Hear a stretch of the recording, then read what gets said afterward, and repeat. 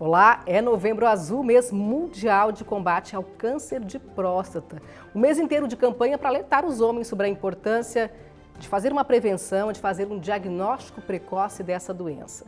Esse é um dos assuntos da nossa saúde de hoje, que vai falar também sobre outras doenças que acometem os homens e como eles podem e devem cuidar melhor da saúde.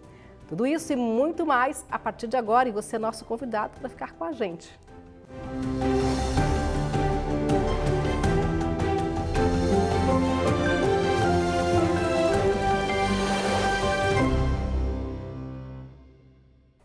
E o nosso entrevistado hoje é o Dr. Patrício Fuentes, clínico e também presidente da Associação Brasileira de Medicina de Urgência e Emergência da Regional de Santa Catarina.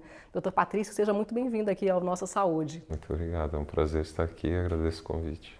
Para começarmos, segundo as estatísticas, os homens vivem em média 7 anos menos que as mulheres e têm mais problemas de saúde. Por que isso? Bom, primeiramente tem essa questão cultural de que o homem, ele protela procurar um médico por entender isso como uma fragilidade e em alguns entendimentos também até de que isso seja uma questão de masculinidade, ou seja, demonstrar fragilidade por estar procurando um médico e por resolver questões de saúde, buscar ajuda. Uma outra questão que é muito importante nessa estatística é que nas faixas etárias mais jovens, para as mortes violentas, ou seja, as oriundas de acidentes de trânsito, de violência urbana, violência doméstica, acidentes de trabalho, os homens são o grande componente dessas mortes, de até 80% de uma faixa etária de entre 20 e 30 anos, 80% das mortes violentas são masculinas. Porque se expõem mais aos riscos? Porque se expõem mais aos riscos, exatamente. E isso também é interessante de lembrar nesse momento, então, porque essa cultura sobre prevenção, então, ela pode até se adiantar, né? O Novembro Azul é uma campanha muito válida e muito importante para lembrar de cuidar da saúde masculina, mas ela, a princípio, parece que fica encaixada, então, para a meia-idade, e a gente pode adiantá-la. Com certeza, né? Doutor, o senhor falou em cuidar da saúde, né? Normalmente a mulher tem mais esse hábito, né? Ela é estimulada desde cedo a ir ao médico, a procurar uma ginecologista pelo menos uma vez ao ano. O homem também deveria fazer consultas periódicas? Sim, até adiantar isso para a infância. Tá? E aí para ambos os sexos, ou seja, a pediatria também é um entendimento de clínica geral que pode fazer essa detecção de riscos, ou seja, identificar riscos que podem ser potencialmente tratados, abordados, que venham a evitar doenças futuras. Também tem a questão de individualmente, pela história familiar, os riscos também referentes à ocorrência de câncer, por exemplo. Tá? Que pode diferenciar para cada indivíduo como que vai ser feito um rastreamento e uma tentativa de diagnóstico precoce. Por exemplo, a mulher tem uma história assim evidente na família de câncer de mama, para aquela pessoa são adiantados os exames de rotina. Mesma coisa para o homem. E a mesma coisa para o homem. Então, quanto mais cedo, melhor. Exatamente. Até, por exemplo, no câncer de próstata, se para aquele indivíduo a história de câncer de próstata na família dele é mais evidente, com o aparecimento de doença em parentes próximos, com faixas etárias menores, também para ele a gente vai adiantar o rastreamento. Doutor, você no seu dia a dia, no seu trabalho, no consultório, enfim, tem percebido que os homens estão mais conscientes ou ainda falta muito para que eles realmente tenham essa consciência, né, de que precisam se prevenir, de que precisam procurar um médico, de que precisam se cuidar? Eu acho que melhorou. Essa consciência geral, a informação através da mídia já ajuda bastante nisso. Isso aqui também é uma maneira de que isso aconteça. Ou seja, já é mais bonito, vamos dizer assim, ou não fica feio para um homem que ele esteja se cuidando, buscando estar melhor, buscando estar saudável. E como a gente tinha falado ali antes, sim, o homem pode ter uma consulta periódica, tá? Não tem uma regularidade definida, isso vai depender justamente do perfil de cada um. tá? Ou seja, ele apresenta fator de risco que merece uma abordagem, está fumando, parou de fumar, abordar isso novamente, não parou de fumar, está obeso, está sedentário, tem níveis altos de colesterol, de diabetes, e isso é que determina a regularidade com que esse homem deva levar ao médico e faça exames preventivos e a consulta, a história de câncer também, a história de doença cardiovascular que também é bem importante, infarto, derrame. Sim. E aí o ideal seria o quê? Procurar um clínico geral, um urologista, que médico procurar? Inicialmente o clínico. O clínico, ele é capaz de fazer toda essa abordagem da identificação e do controle desses fatores de risco e encaminhando para especialistas quando é necessário, no exemplo aí do câncer de próstata, inclusive quando é detectada a doença. Falando em câncer de próstata, nós estamos aí no mês de novembro, né, o mês azul, que é o mês de combate a essa doença. O câncer de próstata é o segundo, né, mais incidente entre os homens. Quais são os sintomas desse câncer? Isso é bem interessante da gente falar aqui e até para validar a campanha e a intenção da prevenção, mas até que eu queria colocar isso como a prevenção da morte por câncer de próstata, porque a prevenção da doença é através de controle de fatores de risco, identificação individual, por exemplo, o cigarro, ele é implicado como um impactante que pode aumentar a incidência desse tipo de câncer, mas então é rastreamento, porque quando existem sintomas, que podem ser alterações do jato urinário, principalmente, alterações da dinâmica do jato urinário, como eu falei, e quando esses sintomas aparecem, provavelmente a doença já está num estágio avançado. E essa é que é toda a importância da gente fazer rastreamento. Realmente, do rastreamento. Do rastreamento. E aí, então, você falou sobre esses sintomas. Dor também na hora de urinar é um sinal de que a pessoa pode estar com algum problema sério? Não tipicamente. Geralmente a dor ao urinar é relacionado a sintomas do aparelho urinário, onde a próstata também faz parte. Mas é principalmente a alteração da dinâmica do jato urinário. E aí, então, procura-se o médico, faz o diagnóstico. Como é que é feito esse diagnóstico? O diagnóstico de rastreamento é através de exame de PSA e toque retal. Que aí muitos homens ainda têm preconceito com relação a esse exame, né? E deixam de fazer por isso. Sim, o que a gente pode lembrar é que não necessariamente para todos os homens, dependendo da idade, já será necessário fazer o toque retal. Então vou colocar aqui uma situação de uma pessoa que tenha na história da família já a incidência de câncer de próstata e a gente pode adiantar em idade o rastreamento por PSA, que é um exame de sangue, e até para estabelecer um padrão básico de como é esse elemento sanguíneo dele para poder fazer uma comparação futura. Então não necessariamente se ele não tem sintomas, a gente já vai precisar indicar para ele o toque retal. Mas por outro lado também de desmistificar esse exame, que é um exame simples, rápido, indolor e que não causa nenhum tipo de problema. Bastante importante. Muito importante. E aí, a partir do momento que de repente detectou então um câncer de próstata, como é que é feito o tratamento? O tratamento vai depender do estágio da doença, tá? Então, geralmente se pensa, e isso vale até para quase todos os tipos de câncer hoje em dia, a intenção é tentar cura. Então, se é uma doença agressiva, se tenta um tratamento agressivo. Então é muito comum a cirurgia, com a prostatectomia, com a retirada da próstata, e dependendo do estágio assim, em que evolução aquela doença estava, até que ponto ela já tinha se alastrado, se tinha comprometimento de regiões periféricas, tá? Que aí se complementa com radioterapia, com quimioterapia ou uma combinação desses, tá?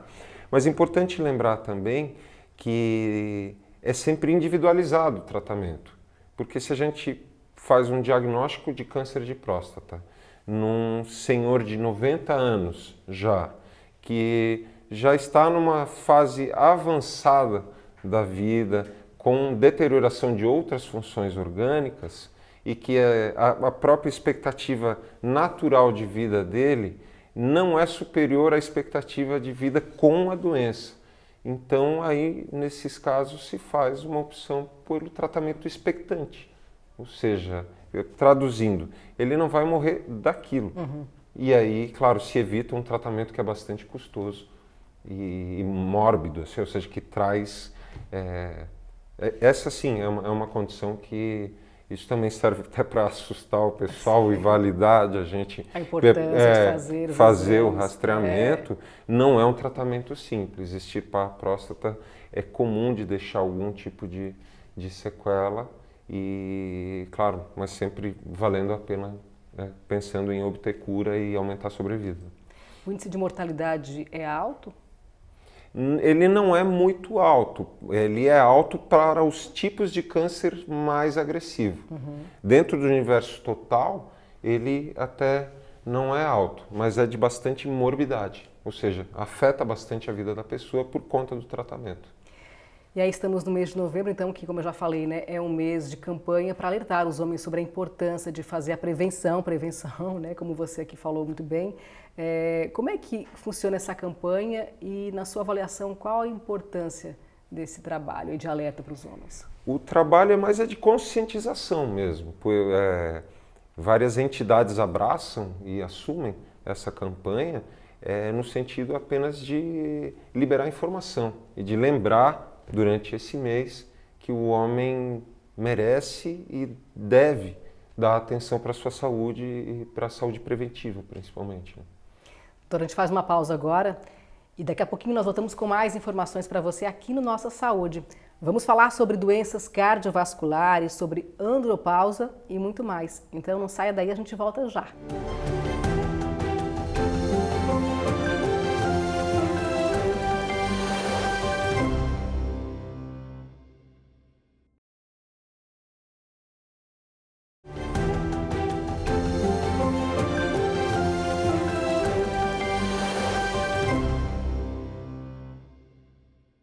Estamos de volta com Nossa Saúde, que hoje entrevista o Dr. Patrício Fuentes, e o nosso bate-papo é sobre o Novembro Azul, também sobre as doenças que acometem os homens. Falamos já sobre o câncer de próstata e agora a gente vai falar um pouquinho sobre doenças cardiovasculares, doutor, que segundo o Ministério da Saúde, elas são a principal causa de morte no Brasil, né? Agora, os homens têm maior risco de morrer do coração do que as mulheres. Por que isso?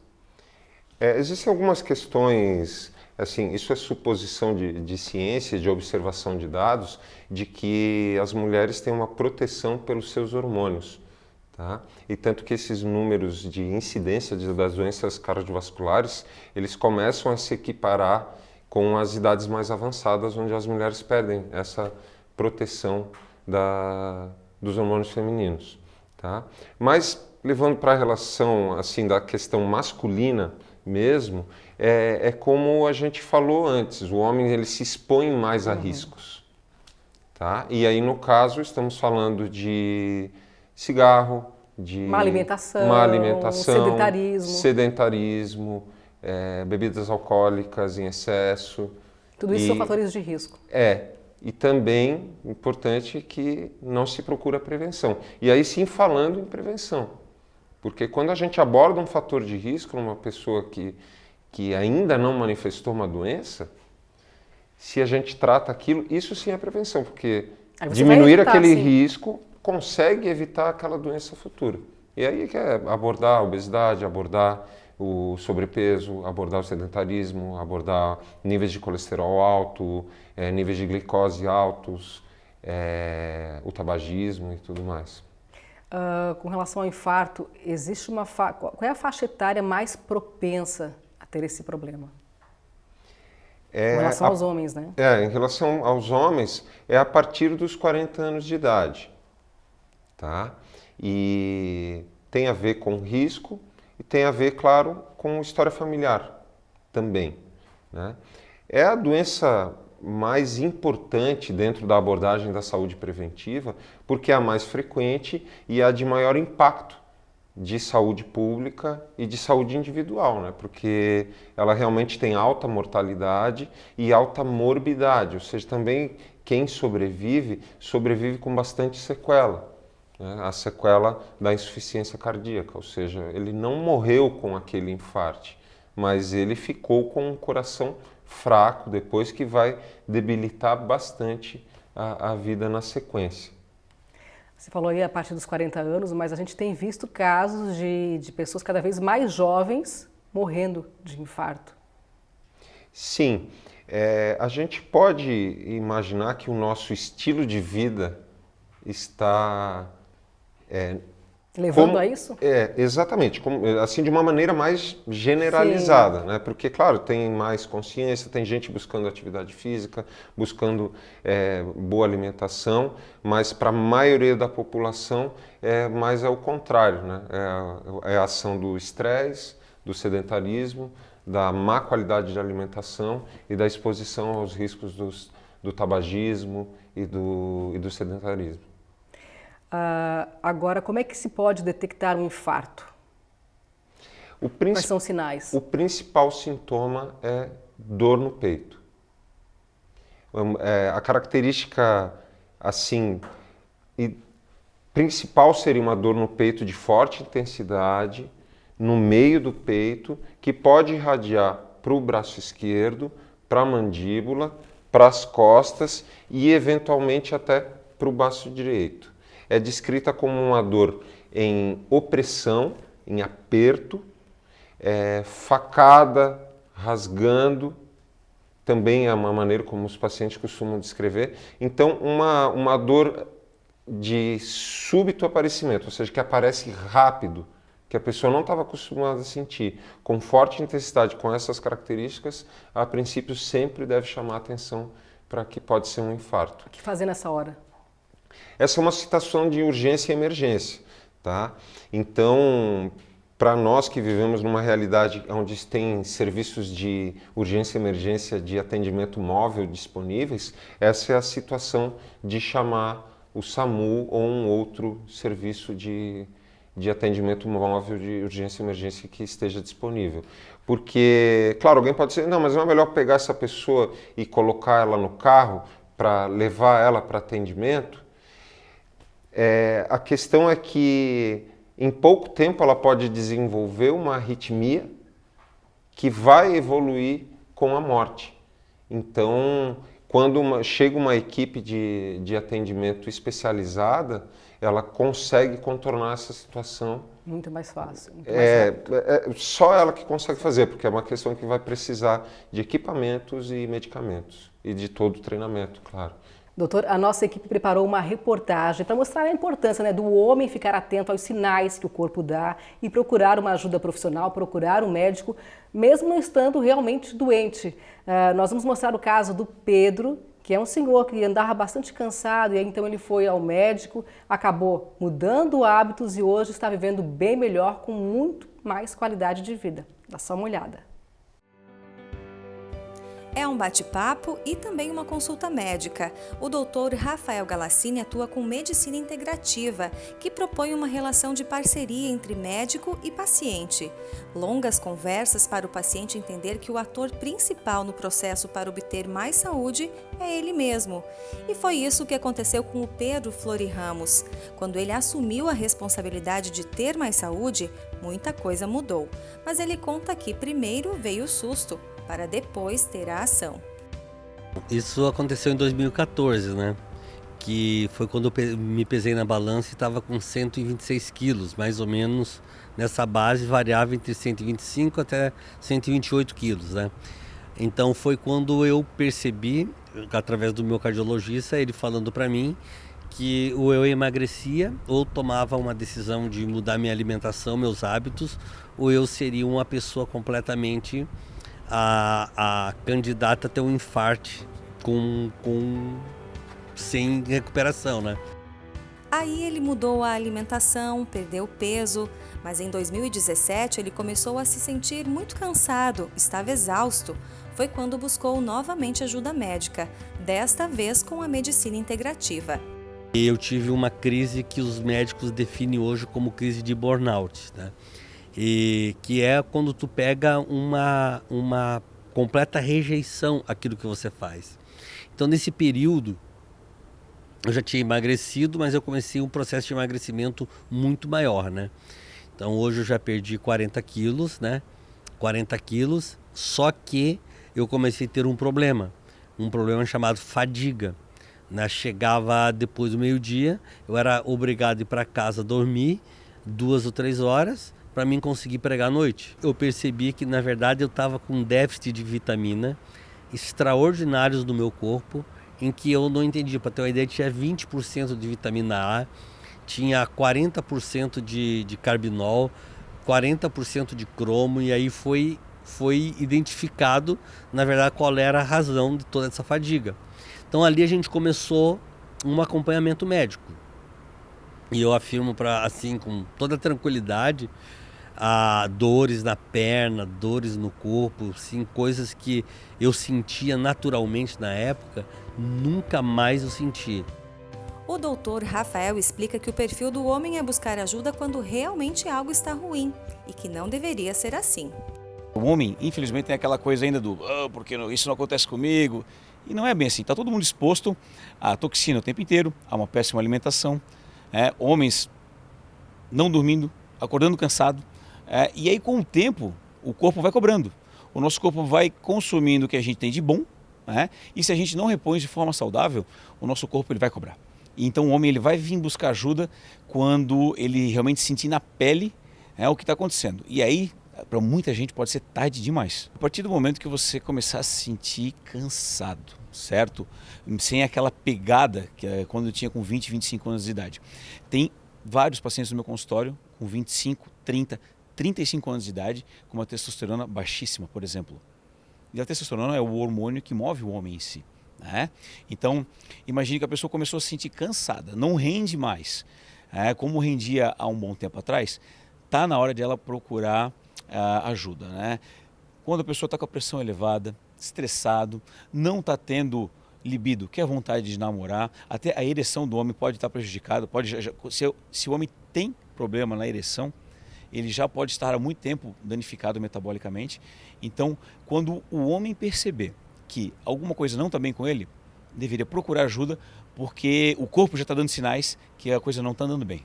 Andropausa, o que podemos falar sobre ela? Andropausa é, vamos dizer assim, praticamente igual ao que é da menopausa das meninas, É quando existe uma queda no hormônio da testosterona. Como eu falei há pouco tempo atrás, tem gente com 25 anos já com uma queda absurda, 35 anos com queda absurda de testosterona. A andropausa, ela justamente caracteriza por isso. E a testosterona ela é um hormônio que move o homem. Então, se ele não tem a testosterona em níveis saudáveis, adequados, nada vai andar de forma adequada. A testosterona tem receptores em vários lugares do corpo. E se tem receptor, aquele hormônio se faz necessário. E se ele está em níveis baixos, o teu corpo ele vai responder de forma diferente. Então, até no cérebro, coração, a parte muscular do homem. Então, aí começa aquela flacidez, o homem já se olha e já vê que a coisa está mais flácida, a mesma potência sexual não é a mesma, cansaço. Então, a andropausa é sim algo que tem que ser cuidado, que a gente faz muito bem em consultório isso, para poder deixar o homem cada vez mais saudável e ter a terceira melhor idade, já na segunda melhor idade, na terceira, cada vez melhor, não numa cama, dependendo dos outros. Ele até que o último dia da vida dele seja bom, prazeroso e cada vez menos doente. Porque se o corpo está saudável, a doença fica muito mais difícil para ela entrar. O problema é as pessoas hoje conseguir acompanhar o meu pique, E olha que eu tenho 58 anos, Eu fui agora para os Estados Unidos e o pessoal mais jovem para acompanhar o meu pique lá, eles tiveram que fazer força. Por causa do tratamento que eu comecei a fazer, tratamento natural, Nada de medicina, e começou a melhorar todo o meu organismo, meu metabolismo durante o dia, funcionando de uma maneira fantástica, E mudou completamente meu estilo de vida. Doutora, a gente viu aqui na reportagem, o doutor Rafael falou um pouquinho sobre a andropausa, ao contrário da menopausa na mulher, onde existe uma idade média, onde ela começa a ter os sintomas e tudo mais, no homem esse processo é mais discreto, A que sintomas ele deve ficar atento? Bom, existe a questão da astenia, ou seja, do cansaço, da perda de massa muscular, da caquexia, ou seja, diminuição da força e da resistência da musculatura, libido, alterações importantes na libido, que é diferentemente de potência, né? Ou seja, que é uma questão mais relacionada, então, não somente à parte física e mecânica da ereção, tá? Todos esses, dentro de um quadro assim, de um paciente que tem idade para que aquilo esteja se manifestando, aí pode ser um caso que seja passível de detecção de andropausa e até de tratamento. E tem uma idade no homem, não? Começa mais ou menos a partir de que momento da vida? Ou não tem isso definido? Isso ele não é tão definido como na mulher, né? Porque temos pacientes que podem ter com 80 anos e bons níveis hormonais, como outros que dentro daquela individualidade dele, com 60 anos já alcançou um nível hormonal baixo que pudesse ser passível de tratamento e modulação. A maioria dos homens enfrenta a andropausa ou não? Pode-se dizer que em algum momento da vida, sim. E isso tende a evoluir como estudo assim, da nossa abordagem sobre o controle, então, da questão hormonal, principalmente para os idosos. Então, porque o entendimento para as faixas etárias mais novas é de que é um procedimento de risco. E até com aqui a gente pode chamar a atenção então para essa moda, vamos dizer assim, de modular hormônios, alguns profissionais que trabalham com isso, e de aumentando então o risco de doenças pela modulação hormonal. O senhor falou também na questão da impotência, né? A disfunção erétil é um problema que atinge bastante homens, ainda há um preconceito de se falar, de procurar o médico por causa disso. Quais são as principais causas? São emocionais, são físicas? Depende da faixa etária, questões individuais, mas sim, causas psicológicas são importantes e a partir de faixas etárias maiores, também as causas físicas, tá? Principalmente vasculares, ou seja, a mesma debilidade vascular que leva às doenças cardiovasculares também cursa com a impotência. Então, o diabetes, a pressão alta e colesterol também criam distúrbios vasculares que também podem influir na ereção. Doutor, e para a gente encerrar então, né, já que estamos no mês de novembro, que é o mês azul de combate ao câncer de próstata, que mensagem o senhor deixaria para os homens então aí para a questão da qualidade de vida, né? Procurar um clínico e de preferência um clínico que se estabeleça uma relação de empatia, onde a pessoa possa continuar fazendo um segmento, porque essa questão da identificação e do controle dos fatores de risco a longo prazo tem o grande benefício de realmente evitar doenças, de aumentar a sobrevida, aumentar tempo de vida, tá? Mas a curto prazo tem o grande benefício de aumentar a qualidade de vida, porque quem começa a se alimentar melhor, a fazer exercício, a ter medidas de controle de abordagem de estresse, de falar sobre espiritualidade, que inclusive já entrou como recomendação da Sociedade Brasileira de Cardiologia, que mereça ser abordado dentro de uma visão mais geral de controle de fatores de risco e de abordagem de saúde em geral, tá? Ou seja, quem mexe nessas coisas consegue viver melhor e isso sente a curto prazo, como foi esse exemplo da reportagem. Doutor, então, muito obrigada pelos seus esclarecimentos, pela participação aqui no Nossa Saúde. Obrigado também, à disposição. E assim, então, a gente vai encerrando o programa de hoje. Muito obrigada também a você. Lembrando, se tiver qualquer sugestão aí de assunto para debatermos aqui no Nossa Saúde, basta enviar um e-mail, o endereço que aparece aí na sua tela. Obrigada e até a próxima.